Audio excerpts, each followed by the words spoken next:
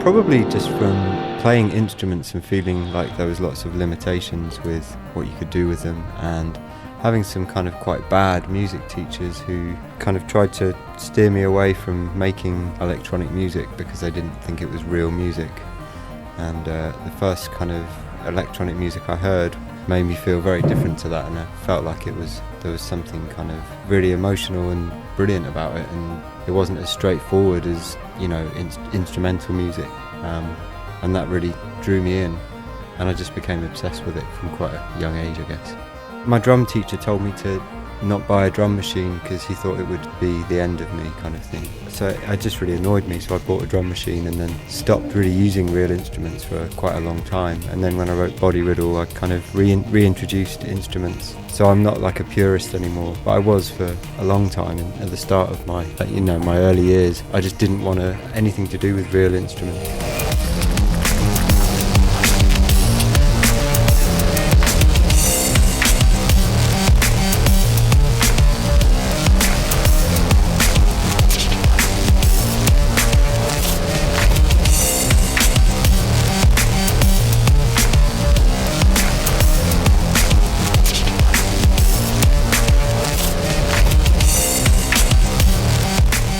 Quite often just getting away from, in a weird way, getting out of the studio and just, you know, going for a walk or something can just spring up ideas. I don't think you should like force anything, just sitting down in front of a computer and expecting something good to happen.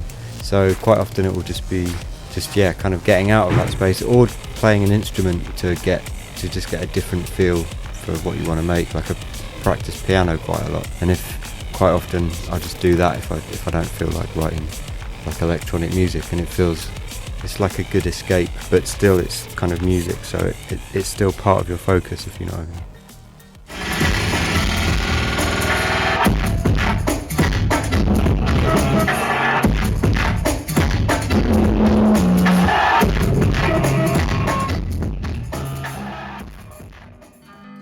I don't like using other people's samples of that kind of stuff, yeah.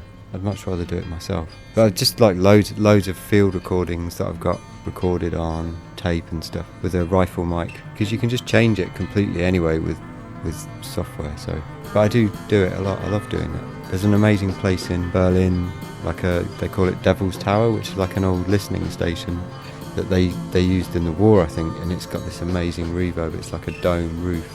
Yeah, it just sounds incredible. It's like really refracting reverbs. If you click your fingers, you can kind of hear it in about 100 different places.